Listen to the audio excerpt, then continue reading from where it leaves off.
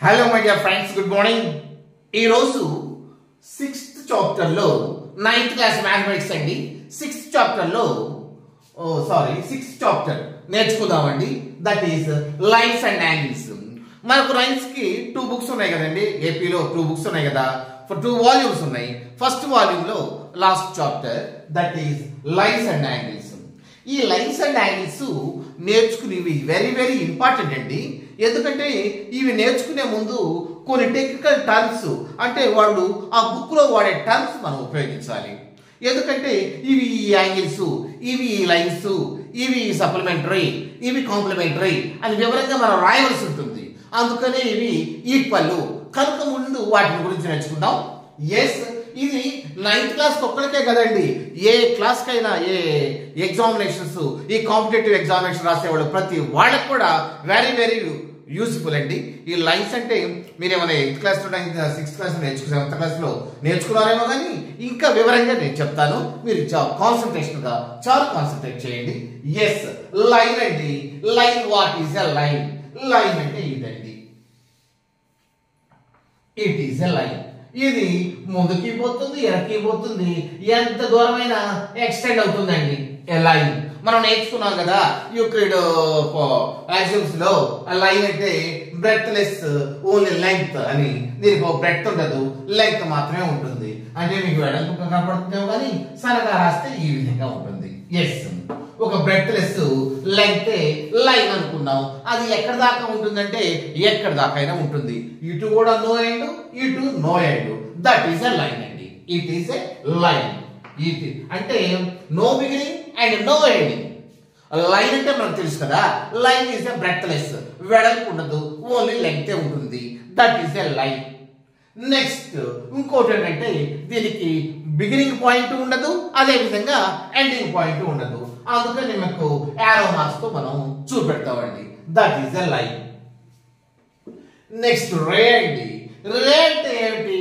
రే అంటే దానికి beginning ఉంటుందంటూ ending ఉండదు, కానీ ఇదిగో బిగినింగ్ ఒక పాయింట్ ఉంటుంది. ఏ బి ఎక్కడ ఆగుతుంది, ఎక్కడ ఆగుతుందో తెలియదు, ఎక్కడికైనా వెళ్ళొచ్చు, ఎంత దూరం అయినా రాయొచ్చు. దట్ ఈస్ రే. రే అంటే మనకు సూర్యకిరణాలండి. సూర్యకిరణాలు స్టార్ట్ చేస్తాయి, సూర్యుడి దగ్గర నుంచి వస్తాయి. ఎంత దూరం వస్తాయి, ఎంత దూరం అయినా వెళ్ళిపోతాయి. మనం టార్చ్ లైట్ వేస్తామండి, టార్చ్ లైట్ దగ్గర బిగినింగ్ పాయింట్, ఎంత దూరం వెళ్తాయి, మనం చూసినంత దూరం వెళ్తానే ఉంటాయి. ఎస్, రేస్ అంటే కిరణాలు. ఎస్, రే అంటే బిగినింగ్ పాయింట్ ఉంటుంది, కానీ ఎండింగ్ పాయింట్ ఉండదు. అందుకని ఇక్కడ యారో మార్క్ మనం చూపెట్టాం. ఎస్, దట్ ఈస్ ది మనం లైన్ అయిపోయింది. ఇది రే అండి. నెక్స్ట్ లైన్ సెగ్మెంట్ అండి. రే అయిపోయింది కదా, ఇక లైన్ సెగ్మెంట్. లైన్ సెగ్మెంట్ అంటేనే మీకు తెలుసు, సెగ్మెంట్ అంటే ఒక బిట్టు. సెగ్మెంట్ అంటే ఒక బిట్టు. ఒక బిట్ అంటే బిగినింగ్ పాయింట్ ఉంటుంది, ఎండింగ్ పాయింట్ ఉంటుంది. ఏ లైన్ సెగ్మెంట్. ఈ లైన్ మీదే మనం లైన్ సెగ్మెంట్ రాసుకున్నాం అనుకోండి, ఏబి. దీన్ని మనం ఏబి లైన్ సెగ్మెంట్ అని అట్లా రాసేసుకుంటాం. ఇది తెలుసు కదా. లైన్ సెగ్మెంట్ అంటే ఒక లైన్ మీద 2 పాయింట్స్ కలిపేదే లైన్ సెగ్మెంట్. అంటే దానికి బిగినింగ్ పాయింట్ ఉంటుంది, ఎండింగ్ పాయింట్ కూడా ఉంటుంది. ఎంత ఎండింగ్ పాయింట్ అంటే మనం తీసుకున్నంత 5 సెంటీమీటర్స్ అంటే 5 సెంటీమీటర్స్, 5 కిలోమీటర్స్ అంటే 5 కిలోమీటర్స్, 10 ఫీట్ అంటే 10 ఫీట్. ఎట్లా మన ఇష్టం వచ్చినట్టండి. 10 ఇంచెస్ అయితే 10 ఇంచెస్ మనం ఎంత తీసుకుంటే అంత. అంటే బిగినింగ్ పాయింట్ ఉంటుంది, ఎండింగ్ పాయింట్ ఉంటుంది. దేనికి? లైన్ సెగ్మెంట్ ని. లైన్ సెగ్మెంట్ ఎట్లా రాస్తాం? మరి రే రాయాలంటే ఎట్లా అంటే ఏబి అని పెట్టేసి ఈ విధంగా రాయాలి. ఏ ఎక్కడి స్టార్ట్ అవుతుంది, ఎక్కడి నుంచో. బి ఎక్కడ ఎండ్ అవుతుంది, ఎక్కడ ఎండ్ అవుతుందో. అందుకని మనం ఇవి చూపెట్టాం. అదే విధంగా ఇది రాయాలనుకోండి, మనం ఈ విధంగా అయినా రాస్తాం. ఎక్కడ స్టార్ట్ అవుతుంది, బి ఎక్కడికి అవుతుంది, ఎక్కడికి అవుతుందో మనం ఆపి దగ్గర అవుతుంది. ఎస్, ఇది లైన్ సెగ్మెంట్. ఏబి అంటే బిగినింగ్ పాయింట్ ఉంటుంది, ఎండింగ్ పాయింట్ ఉంటుంది. ఎంత ఉంటుందంటే మనం తీసుకున్నటువంటి లెంగ్త్ ప్రకారంగా ఉంటుంది. ఎంత ఉంటుందంటే మనం ఏం చెప్తాం, మీరు ఎంత తీసుకుంటే అంత. 100 కిలోమీటర్స్ తీసుకుంటే 100 కిలోమీటర్స్ కూడా ఉంటుంది, 5 సెంటీమీటర్స్ 5 సెంటీమీటర్స్ ఉంటుంది. ఎస్, మరొకసారి చూడండి. నేను 3-4 దశాబ్దాల నుండి స్కూల్ ప్రిన్సిపల్ గా చేసేసి రిటైర్ అయిన తర్వాత ఈ ఆన్లైన్ సిస్టమ్ వచ్చింది కాబట్టి మీకు ఇదంతా నా నారాయణ చేత మీకు రావాలని చెప్తున్నాను కదా.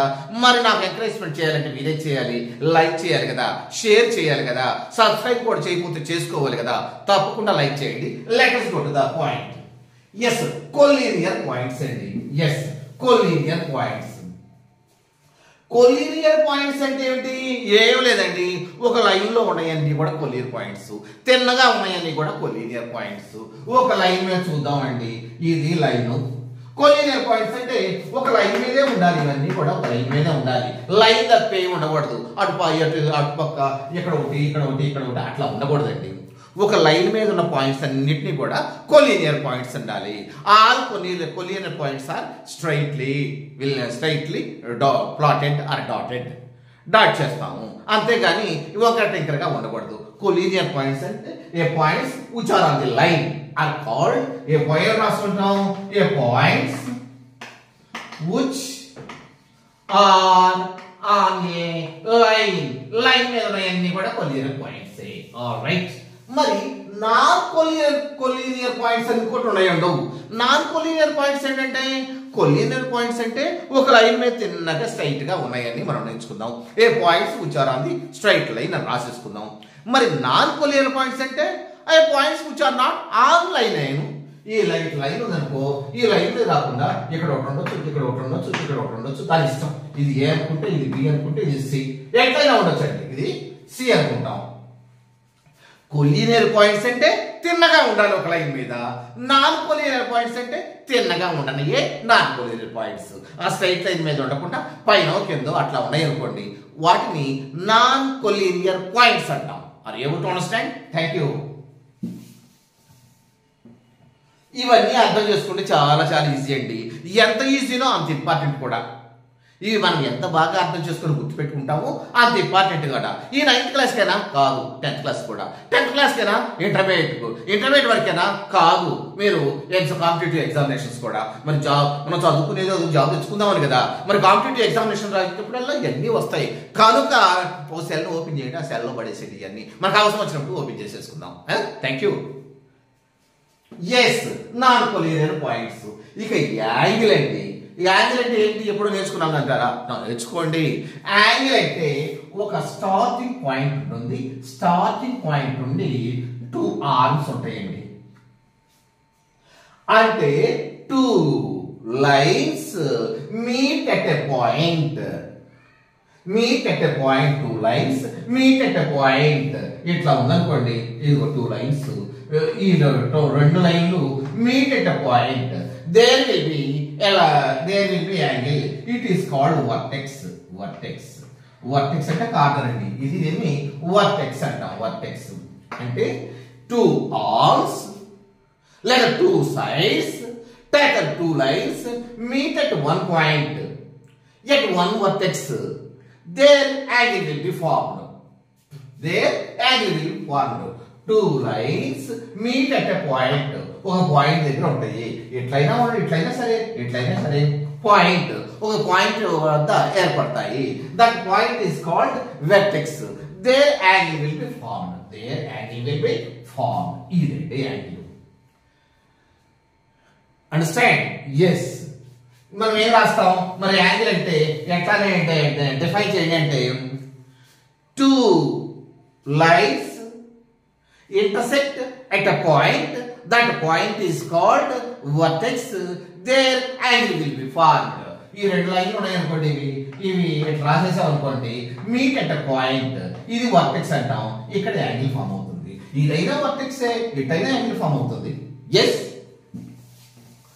నెక్స్ట్ చూద్దాం. చూడండి, యాంగిల్ అర్థమైంది కదా. ఇక యాంగిల్స్ రకాలు. యాక్యూట్ యాంగిల్ అని, యాక్యూజ్ యాంగిల్ అని, యాక్యూట్ యాంగిల్, యాక్యూజ్ angle, right angle, straight angle, reflex angle. ఈ యాంగిల్ చాలా ఉన్నాయండి. చూద్దాం. చూడండి, ఈ యాక్యూట్ యాంగిల్ మనకు ఒక ఇట్లా యాంగిల్ ఫామ్ అయిపోయింది కదా. మనకు ఇది పాయింట్, ఇది ఓ అనుకుందాం. ఇక్కడ ఓ, ఇది దీని వర్టెక్స్ అని కూడా అంటాం కదా. ఓ, ఇక్కడ బి, ఇది సి, ఇక్కడ బి, ఇది సి అని పెట్టుకుందాం అండి. మనకు angle BOC, angle BOC.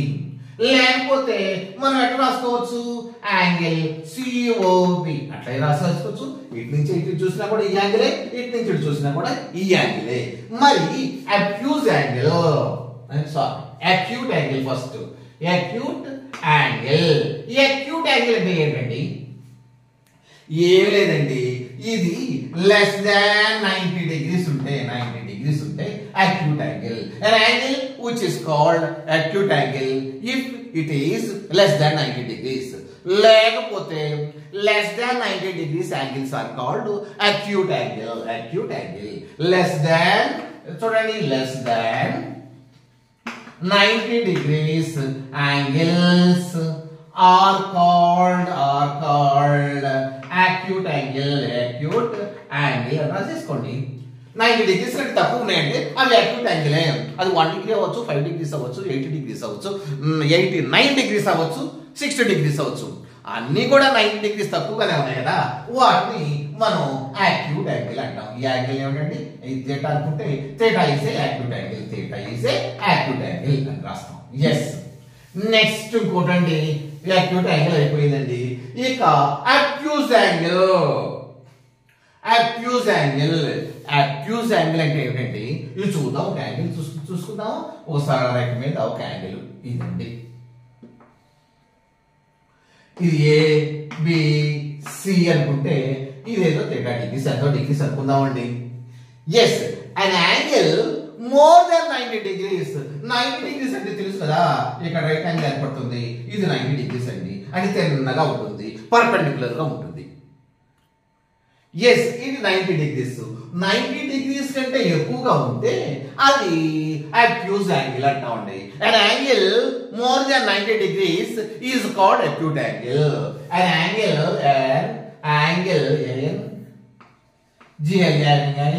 which is more than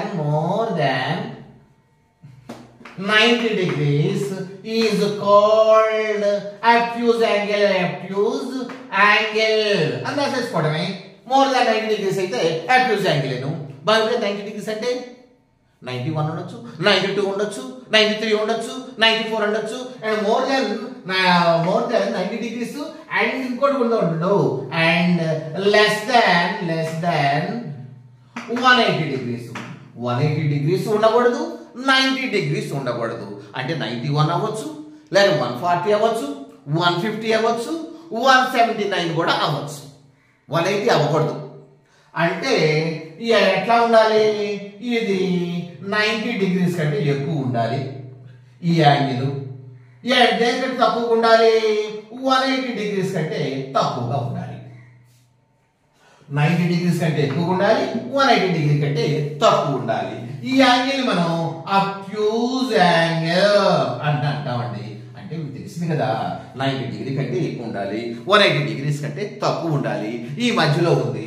ఇది ఇట్లా గీస్తే 90 degrees అవుతుంది పర్పెండిక్యులర్ గా. ఇది మోర్ దాన్ 90 degrees కాబట్టి ఇది acute angle. Are you able to understand? అర్థమైంది అనుకుంటున్నాను. అర్థం కాదు మాట్లాడము.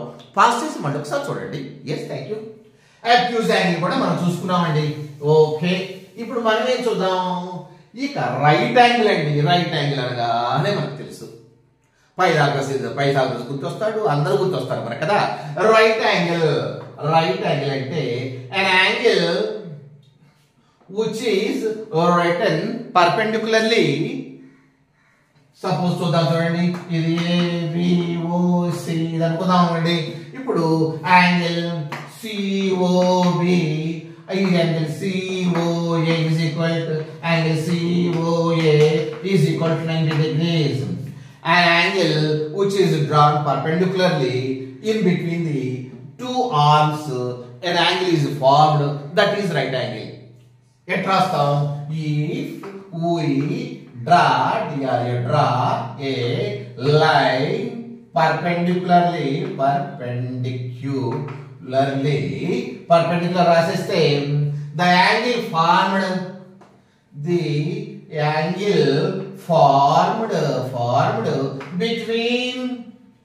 between two arms. ఆర్మ్స్ అంటే ఇవ్వండి, ఇవి సైడ్స్ అనుకుంటా. 2 arms అనవచ్చు, 2 sides అనవచ్చు, మీ ఇష్టం. ఎట్లా చెప్పుకోండి, బిట్వీన్ 2 arms అనుకోండి, లేదా సైడ్స్ అనుకోండి. Sides is called right angle. అంటే ఈ 2 arms మీద మనం ఒక లైన్ పర్పెండిక్యులర్ గా గీసామనుకోండి, if you draw a line perpendicular గా గీసామనుకోండి, అంటే తిన్నగా గీసామనుకోండి, లంబంగా గీసామనుకోండి, అప్పుడు టూ ఆర్మ్స్ మధ్య ఏర్పడేది, టూ ఆర్మ్స్ అంటే టూ సైడ్స్ మధ్య ఏర్పడేది మనం రైట్ యాంగిల్ అంటాం. ఇటు అయినా ఏర్పడుతుంది, ఇటు అయినా ఏర్పడుతుంది. అర్థమైంది కదా? Yes, it is called right angle. Right angle అంటే వెంటనే మనకు గుర్తు రావాలి, రైట్ యాంగిల్ అంటే 90 degrees యాంగిల్. రైట్ యాంగిల్ అంటే ఎన్ని డిగ్రీస్ యాంగిల్ అండి? 90 degrees యాంగిల్. ఇక అంతే, ఇక మనం దానికి రైట్ యాంగిల్ అరేంజ్ చేయొచ్చు. Right angle WRIT right angle పిచ్చిగా మీరు ఆలోచించద్దు. RIGHT అనే రైట్ యాంగిల్. రైట్ అంటే మనం బస్ ఎక్కగానే ఆర్ అయితే అర్థమైందా? ఎస్, రైట్ యాంగిల్ అంటే 90 degrees. Yes, right angle triangle. ఇక స్ట్రైట్ యాంగిల్ అండి. స్ట్రైట్ అంటే తిన్నగా ఉండేదాని మీద యాంగిల్. స్ట్రైట్ అంటే ఏంటి? తినగానే కదా. స్ట్రైట్ రాసేసుకున్నాం అండి, స్ట్రైట్ ఒక లైన్ రాసేసుకున్నాం, ఒక స్ట్రైట్. దీని మీద ఇక్కడ మధ్య బిందువు ఓ అనుకున్నాం, దీని మీద ఏర్పడేది యాంగిల్. ఇక్కడ ఇది కూడా తీసుకున్నామా, ఏఓబి అనుకున్నామా. దీని మీద ఏర్పడేదే స్ట్రైట్ యాంగిల్ అండి. ఇక్కడ ఏర్పడుతుంది అనుకో, అక్కడ ఏర్పడుతుంది స్ట్రైట్ యాంగిల్. అంటే హాఫ్ సర్కిల్ ఏర్పడుతుంది కదా. మనకి ఏం ఏర్పడింది? హాఫ్ సర్కిల్ ఏర్పడింది. దీనికి ఇక్కడ పేరు పెట్టుకున్నాం అనుకోండి, AB angle AOB is equal ఎంత? సర్కిల్ లో 360 degrees కదా. మనం సర్కిల్ తీసుకున్నాం అనుకోండి, ఇక్కడ ఎంత ఉంటుంది? 360 degrees కదా. మరి హాఫ్ సర్కిల్ అంటే 180 degrees కదా. హాఫ్ సర్కిల్ అంటే 180 కదండి. Yes, angle AOB is equal to 180 degrees. It is a straight angle. An angle formed on the straight line is called straight angle. An angle, చూడండి, an angle angle is formed on a straight line. STRAGHT. Straight line is called right angle. That is 180 degrees. అని రాసేసుకోండి. మీరు ఇంక example చూపెట్టాలనుకో, ఇటు రాసేయండి, angle AOB is equal to 180 degrees అని ఈ figure రాసేసేయండి. ఈ ఫిగర్ రాసేసి ఇది కూడా రాసేసేయండి. ఏదైనా 1 మార్క్ 2 మార్క్స్ ఇస్తాయి. హాఫ్ మార్క్ అయితే వాడే ఇస్తాడు, ప్యారలల్ మల్టిపుల్ చాయిస్ ఇస్తాడు. లేకపోతే an angle which is 180 degrees is called right angle అనుకోండి. లేకపోతే an angle formed on the right line is called straight line is called right angle. Yes, అలా mark ఇస్తాయి. వచ్చా? నెక్స్ట్ స్ట్రైట్ యాంగిల్ అయిపోయిందండి. ఇక reflex angle అండి. Reflex angle ఏంటి? అదేనండి రిఫ్లెక్స్ యాంగిల్. మనం ఒక స్ట్రైట్ లైన్ తీసేసుకున్నామా? ఎస్, ఇది స్ట్రైట్ లైన్, ఇది straight line. Reflex angle 90 degrees లోపు ఉంటే యాక్యూట్ అన్నాం, 90 degrees అంటే రైట్ యాంగిల్ అనుకున్నాము. ఎస్, 90 degrees అంటే ఎక్కువ ఉంటే మనం యాక్యూజ్ యాంగిల్ అనుకున్నాము. 180 degrees ఉంటే ఎంత అనుకున్నాము? మనము ఏమనుకున్నాము? స్ట్రైట్ యాంగిల్ అనుకున్నాము. ఇప్పుడు రిఫ్లెక్స్ యాంగిల్ అంటే ఎంత అండి? ఇదిగోండి రిఫ్లెక్స్ యాంగిల్. ఇది చూద్దామండి. ఏఓ ఇక్కడ పెట్టి సి అనుకుందాం అనుకోండి. ఈ యాంగిల్ ఉందా? ఎస్, ఈ యాంగిల్ ఎంత?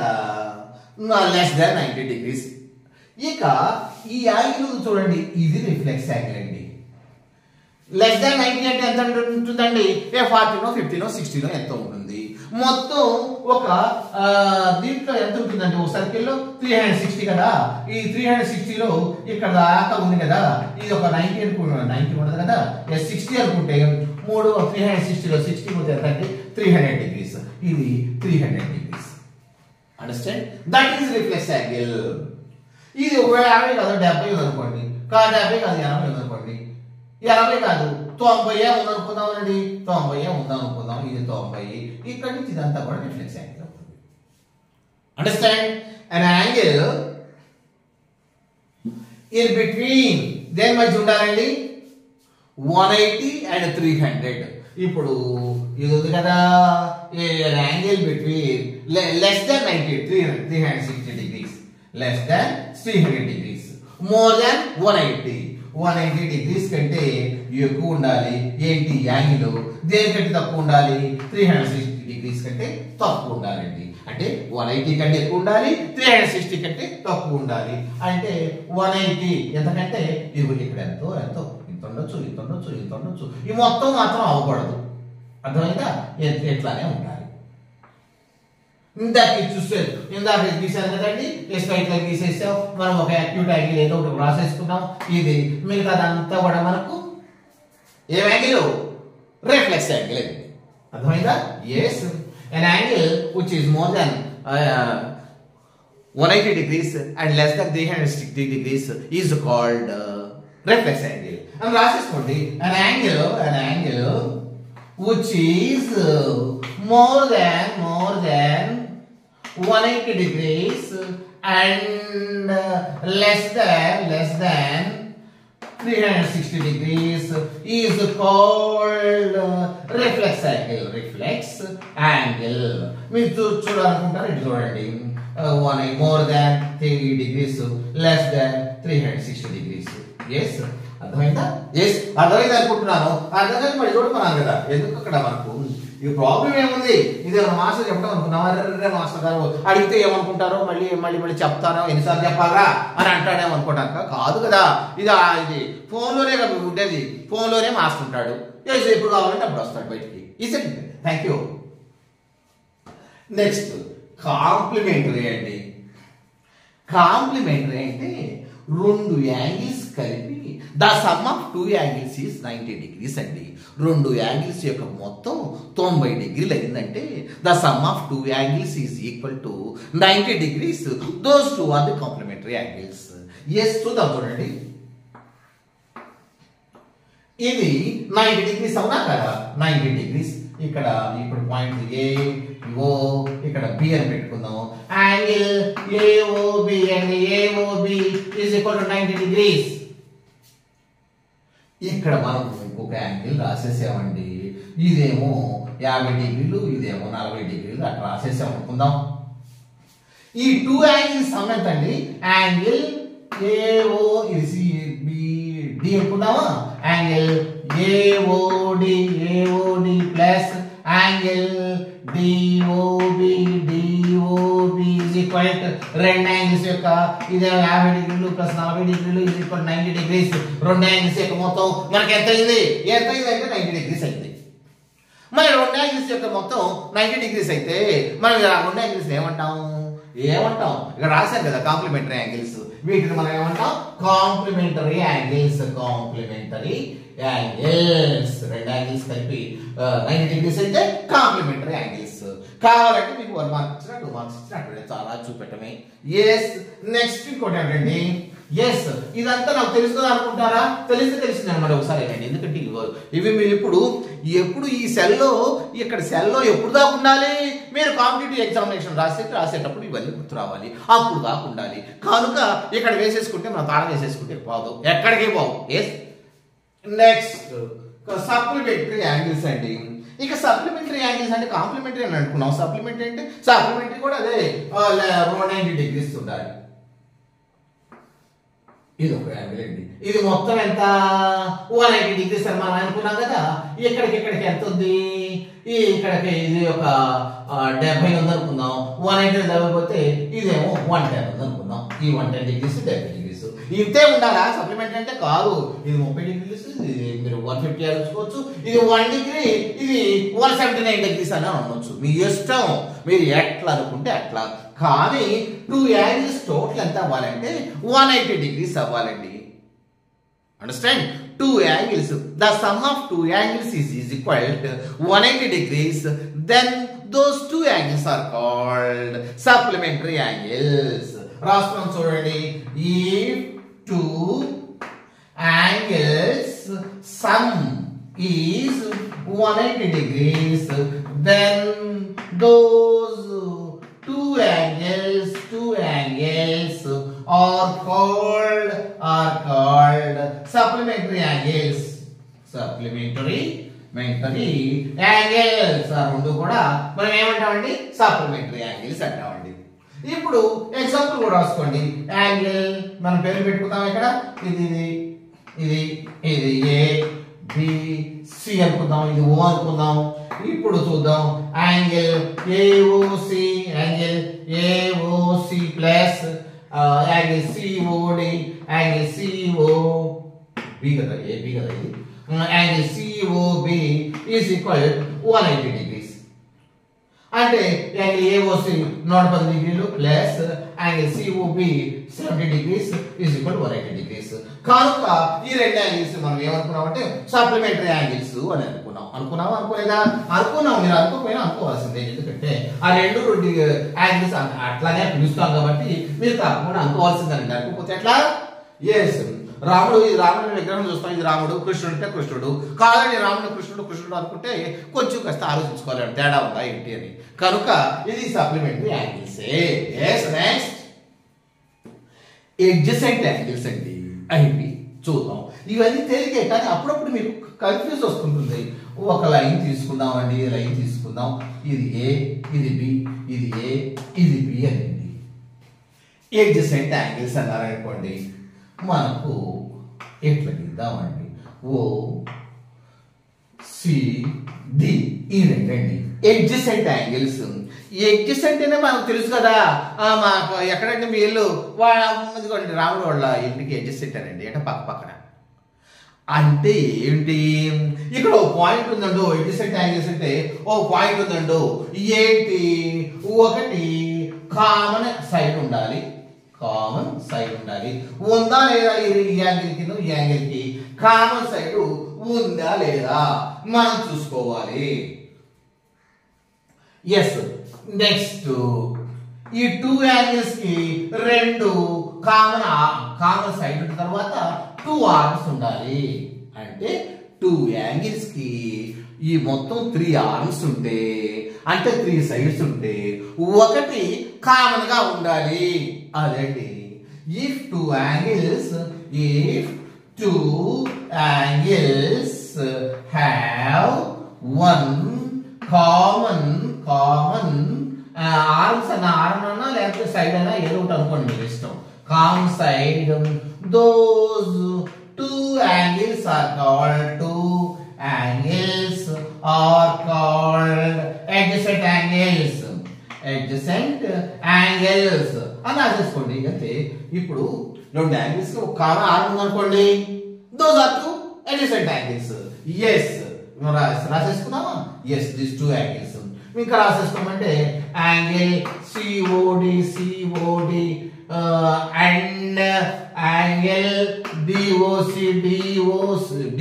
కదా ఇది DOB ఈ COD అండ్ DOB ఈ రెండు యాంగిల్స్ కూడా adjacent angles అని రాసేసుకుంటామే ఎస్ రాసేసుకుంటారా యాంగిల్స్ adjacent angles అనుకున్నామా నెక్స్ట్ ఇంకోటి చూద్దామా adjacent angles లీనియర్ యాంగిల్స్ అండి ఇవి కొంచెం మీరు జాగ్రత్తగా చూసుకోవాలి ఈ ఏం లేదండి ఇందాక అనుకున్నాం కదా మనం ఏమనుకున్నాం వీటిని adjacent angles అనుకున్నాం కదా ఈ adjacent angles నే మనం లీనియర్ యాంగిల్స్ అంటాం అంతే ఇంకేం లేదు ఈ adjacent angles ని మనం లీనియర్ యాంగిల్స్ అంటామండి అంటే కాల్డ్ ఈ adjacent angles ని మనం ఏమంటాం లీనియర్ యాంగిల్స్ అంటామండి yes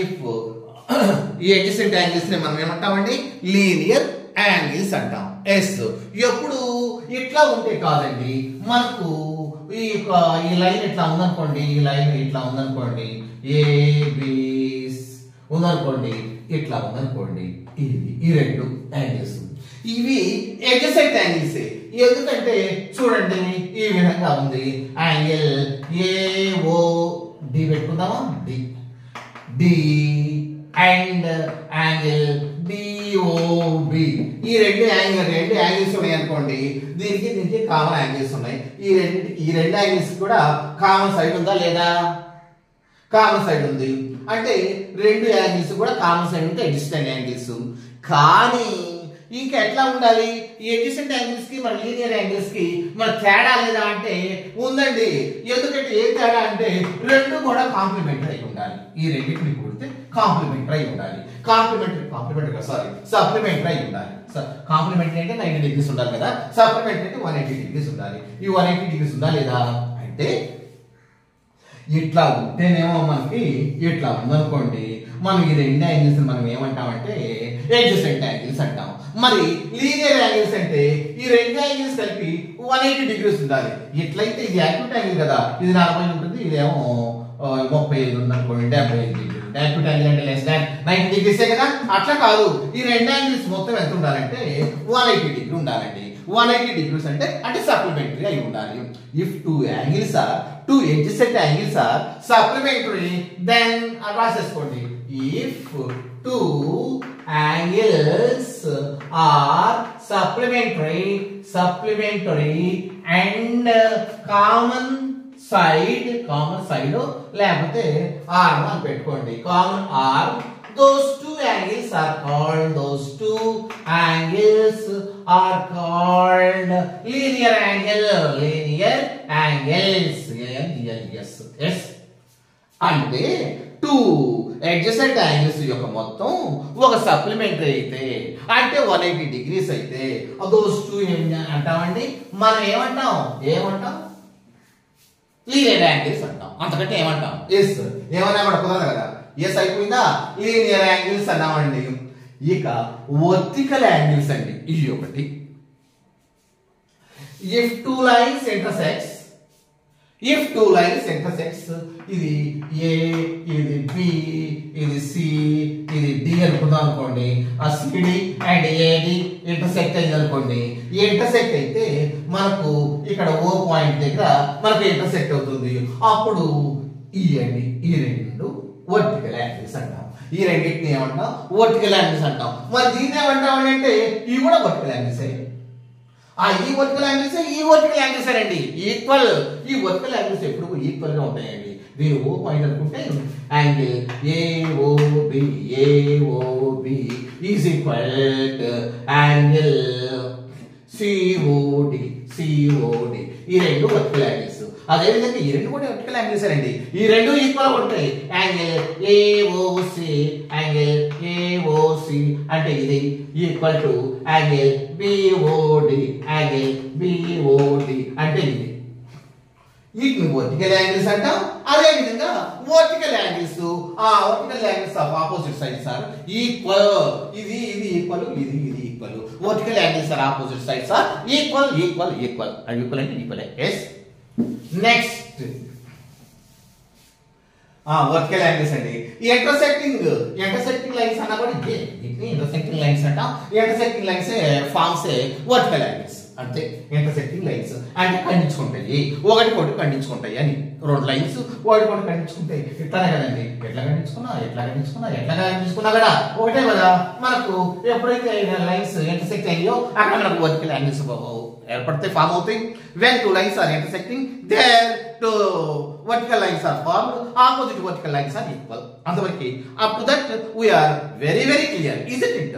Am I correct or not? Yes, I am always correct. Yes. Next, parallel lines అండి వచ్చేసినాయండి. parallel అంటే సమాంతరంగా ఉండే ఒక లైన్ కి ఈ లైన్ ఉందనుకోండి, దీనికి లైన్ సమాంతరంగా ఉండేది ప్యారలల్ లైన్ అండి. ఇక ఎన్నైనా తీసుకోవచ్చు ప్యారలల్ లైన్, దీనికి సమాంతరంగా. ఎగ్జాంపుల్ ఏంటంటే రైలు పట్టాలి. ఏ సమాంతరంగా ఎంత దూరం వెళ్ళండి, సమాంతరంగా the distance will be same. అదేవిధంగా the distance will be same. If same కాకపోతే ఆ లైన్ ఆ ట్రైన్ కింద పడ్డట్లే. కింద పట్టలేదు కదా, మనం ఎక్కే జాగ్రత్తగా వెళ్తున్నాయి కదా, కనుక అవి ప్యారలల్ గా ఉన్నాయండి. అంటే ఆ రెండు రైల్స్ మధ్య డిస్టెన్స్ క్రమంగా ఉంది, కరెక్ట్ గా ఉంది అని. If two lines the distance రాసేసుకుందామా.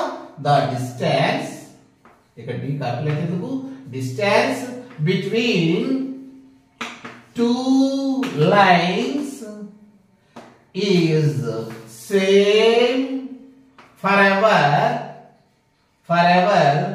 those lines are called parallel lines parallel lines. మరి ఎక్కడికైనా సరే అంతేగాని ఇక్కడ మాత్రం కరెక్ట్ గా ఉన్నాయండి, ఇక్కడికి వెళ్ళిన తర్వాత ఒక తిరిగి అంటే కాదు. ఫర్ ఎవర్ ఎంత దూరం వెళ్ళినా కూడా ఆ two lines the distance between those two lines will be same for ever. ఎక్కడంత దూరం వెళ్ళినా కూడా ఆ లైన్స్ క్రమంగా ఉంటే అవి ప్యారలల్ లైన్స్ అండి.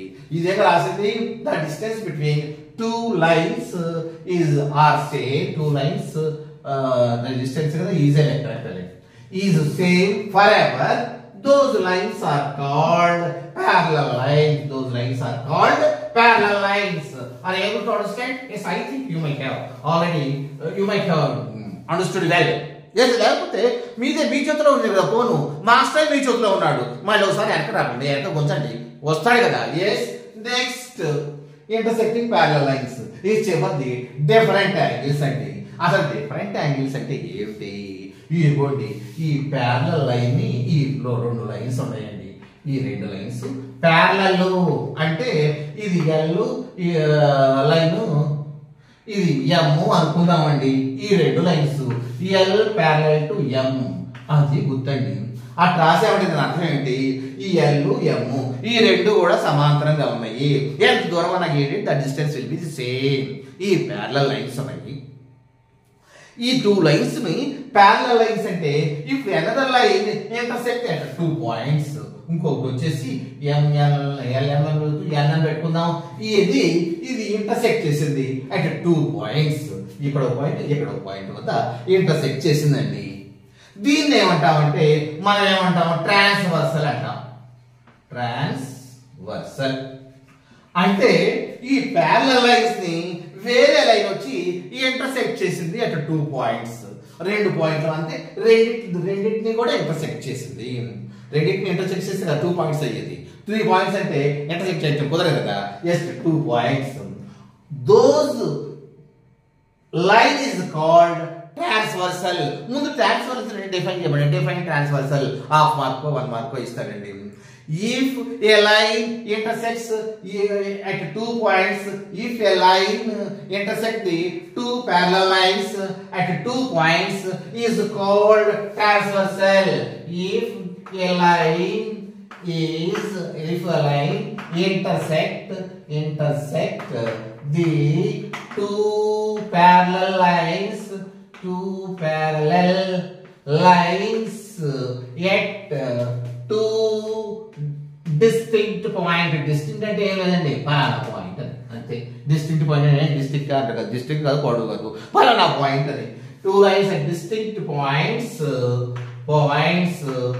that line is called transversal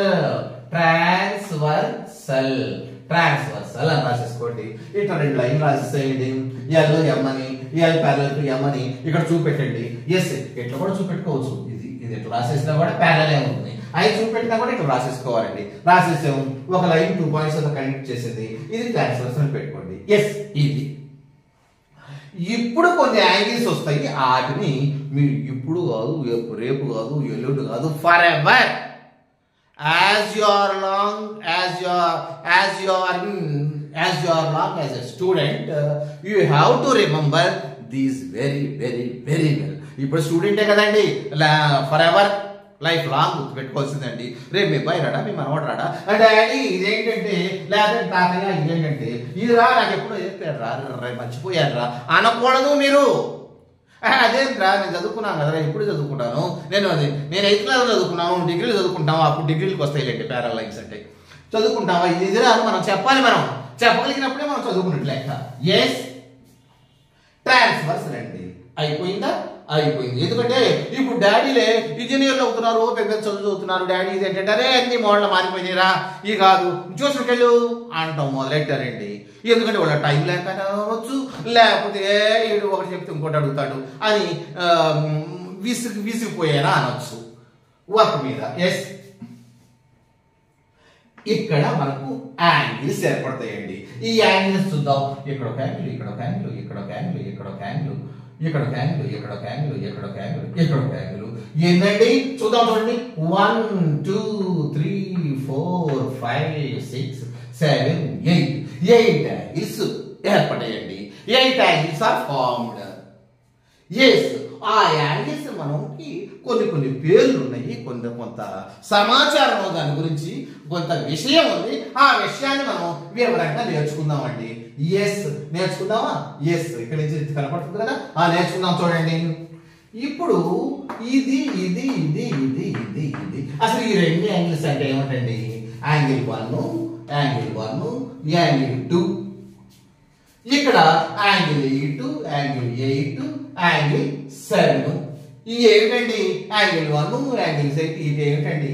వీటిని ఎక్స్టీరియర్ యాంగిల్స్ అంటాం. ఎక్స్టీరియర్ యాంగిల్స్ అండి. వాటిని ఏమంటామండి? Exterior angles. ఎక్స్టీరియర్ ఏంటండి? ఎక్స్టీరియర్ ఆపోజిట్ ఇంటీరియర్ కదా, అది కామనే కదా. యాంగిల్ 1, యాంగిల్ 2 అది రెండు లైన్లకి బయటే ఉన్నాయా లేదా? ఎస్, ఉన్నాయి కాబట్టి వీటిని ఎక్స్టీరియర్ యాంగిల్స్ అంటామండి. దీన్ని అంటే ఈ లైన్ బయట ఉన్నాయి, ఈ లైన్ కూడా బయట ఉన్నాయి. వీటిని ఎక్స్టీరియర్ యాంగిల్స్ అంటాం. ఏమంటాం? ఎక్స్టీరియర్. ఎందుకంటే ఎక్స్టీరియర్ అంటే అవుట్ సైడ్ ఉండవు అంటే ఎక్స్టీరియర్ యాంగిల్స్ అంటూ. వీటి యొక్క వ్యవహారం ఎట్లా ఉంటుంది? ఈ angle 1 plus angle 2 is equal to 180 degrees, angle 8 plus angle 7 is equal to 180 degrees. అంటే ఎక్స్టీరియర్ యాంగిల్స్ రెండు కలిపితే 180 అవుతుంది. ఎందుకైనా ఎట్లయినా అవుతుంది. చూడండి, ఇది 180 హాఫ్ సర్కిల్ కదా, ఇది కూడా 180 కదా, హాఫ్ సర్కిల్ కదా. ఎందుకు అవుతుంది? ఈజీగా అవుతుంది. మనం ఇట్లా తీసుకుంటే ఊరికే తెలుస్తుంది కదా మనకు. ఎస్, ఈ exterior angles 2 angles 1 plus 2 1 angle plus 2 angle is 180 and 8 plus 7 is 8 angle and 7 angle equal to 180. ఇక ఎక్స్టీరియర్ అనుకున్నామండి. ఇక ఎక్స్టీరియర్ ఉన్నప్పుడు ఇంటీరియర్ ఉంటుంది కదా. ఎక్స్టీరియర్ ఉన్నప్పుడు మరి ఇంటీరియర్ ఉండదా? బయట ఉన్నప్పుడు లోపల కూడా ఉంటాయి కదా. వీటిని ఇంటీరియర్ యాంగిల్స్ అంటామండి. ఈ రెండుని అంటే యాంగిల్ 4 ప్లస్ యాంగిల్ 3, అదే విధంగా యాంగిల్ 5 ప్లస్ యాంగిల్ 6 వీటిని ఇంటీరియర్ యాంగిల్స్ అంటామండి. ఇక్కడ 180 అయినప్పుడు ఇది కూడా ఈ రెండు కూడా 180 అవుతాయి కదా. అవుతాయి. ఎందుకు అవ్వవు? ఈ రెండింటిని కలిపి కూడా 180 అవుతాయి, ఈ రెండింటిని కలిపి 180 అవుతాయి. ఆ సర్కిల్ ఎక్కడ ఏర్పడుతుందో అక్కడ 180 డిగ్రీస్ ఏంటి. ఒక స్ట్రైట్ లైన్ ఎక్కడ ఏర్పడుతుందో ఇది ఇటు గీసామనుకోండి, ఇది స్ట్రైట్ లైన్ కదా, 180 ఏర్పడతాయి. ఎస్, అది తర్వాత ముందు ఇంటీరియర్ యాంగిల్స్ అంటే ఈ రెండు కలిపి 180, ఈ రెండు కలిపి 180 డిగ్రీస్ అండి. ఎస్, ఈ రెండు కలిపి 180 డిగ్రీస్. ఇప్పుడు మనకి ఏం చేసింది?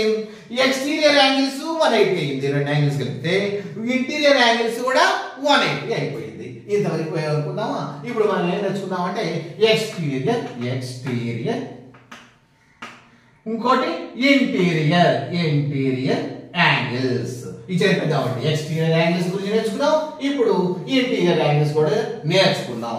ఇక ఇంకోటి ఉందండు, కరస్పాండింగ్ యాంగిల్స్ అండి. ఏంటండు ఏంటి అని ఇవన్నీ చూసేద్దాం. మళ్ళీ కన్ఫ్యూజ్ పడతారేమో. చెప్పేద్దాం. మళ్ళీ చెప్పేసి రాసేనా? చెప్పేసి రాసేద్దాం అండి. 1 2 3 4 5 6 7 8 ఈ కదా. ఇక ఆల్టర్నేట్ యాంగిల్స్ అండి. ఆల్టర్నేట్ యాంగిల్స్, కరస్పాండింగ్ యాంగిల్స్ మనకు ఉన్నాయండి.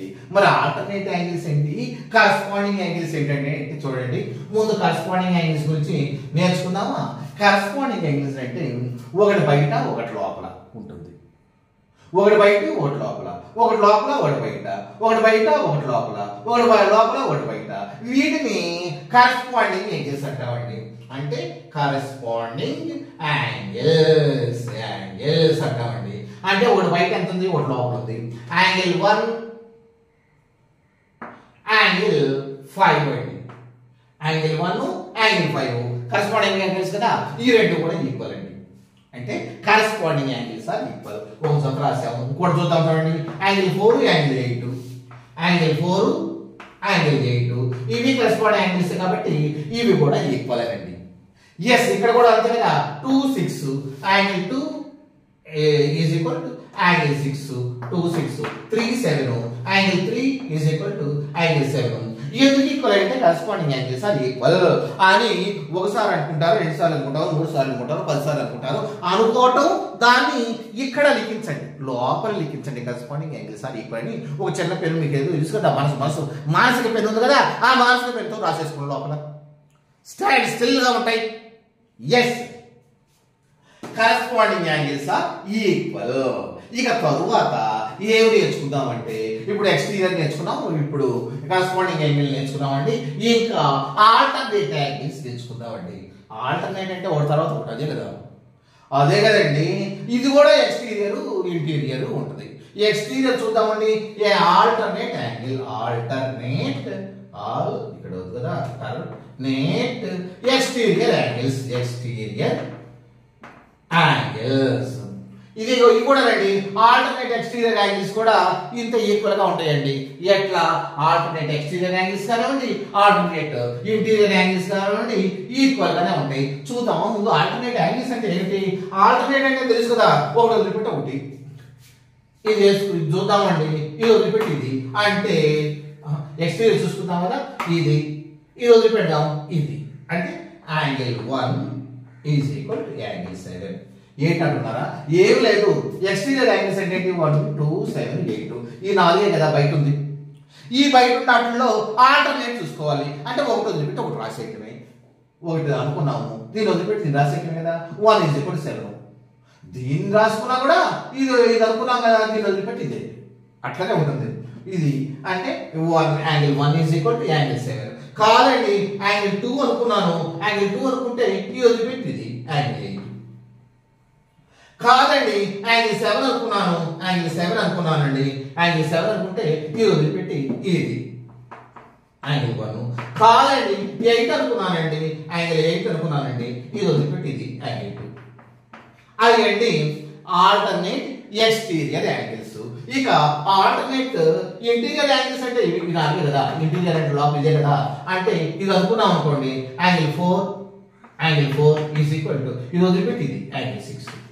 ఇది అనుకున్నామండి, యాంగిల్ 3 ఇది వదిలిపెట్టి ఇది కదా యాంగిల్ 5. కాదండి, ఇది అనుకున్నానండి, యాంగిల్ 6 అనుకున్నానండి, ఇది వదిలిపెట్టి ఇది యాంగిల్ 4. కాదు, యాంగిల్ 5 అనుకున్నానండి, యాంగిల్ 5 అనుకుంటే ఇది వదిలిపెట్టి ఇది యాంగిల్ 3. అంటే alternate angles are equal. Alternate exterior angles అయినా కానివ్వండి, ఆల్టర్నేట్ ఇంటీరియర్ యాంగిల్స్ అయినా కానివ్వండి, ఈక్వల్ అని రాసేసుకుందాం. ఎస్, ఈ యొక్క దీనికి ఒక సైడ్ ఉన్నటువంటి ఈ ట్రాన్స్వర్సల్కి వన్ సైడ్ ఉన్నటువంటి ఇంటీరియర్ యాంగిల్స్ కలిపి మొత్తం కలిపితే 180 డిగ్రీస్. అదే విధంగా ఈ రెండు మొత్తం కలిపినా కూడా 180 డిగ్రీస్ అండి. ఎంత ఉన్నాయో మనం కావాల్సినట్టు కనుక్కోవడమే. ఈ రెండే యాంగిల్స్, ఈ one side of the transversal interior angles are 180. One side of the transversal interior angles are 180. అంటే 4 + 5 = 180 అవుతుంది, 3 + 6 = 180 అవుతుంది. ఈ రెండు కూడా 180 తెలుసు కదా, ఈ రెండు 180 తెలుసు కదా. ఇవన్నీ యాంగిల్స్ గురించి మనం డిఫరెంట్ యాంగిల్స్ అంటే ఇవేనండి. ఇప్పుడు యాంగిల్స్ గురించి కూడా నేర్చుకున్నాం కదా, బోల్డ్ అనేది లైన్స్, యాంగిల్స్ చాలా నేర్చుకున్నాం. మీకు ఏదన్నా డౌట్గా ఉంటే మీరు ఏం చేస్తారు, మళ్ళీ ఒకసారి 2-3 సార్లు చూసేసుకోండి. పడుకోపోయేటప్పుడు ఒక 3 టైమ్స్ చూసుకున్న తర్వాత ఒక్కసారి యాంగిల్స్ ఏంటి, ఎట్లుంటాయా అట్లా ఉంటాయా వాళ్ళకి రివైండ్ చేయండి, అంటే సేవ్ చేయండి మనసులో. మీకు స్టాండ్ స్టిల్ గా ఉంటాయి. It will be stand still for ever. ఎందుకంటే కంప్యూటర్లో కూడా చేసి అన్ని కూడా మనం సేవ్ చేస్తేనే కదా. సేవ్ చేయడం అంటే మనకి ఇక్కడ ఏంటంటే సాయంత్రం నేను పడుకున్న తర్వాత ప్రశాంతంగా ఆలోచించడమే. Yes, thank you. Like, share and subscribe. If not, thank you.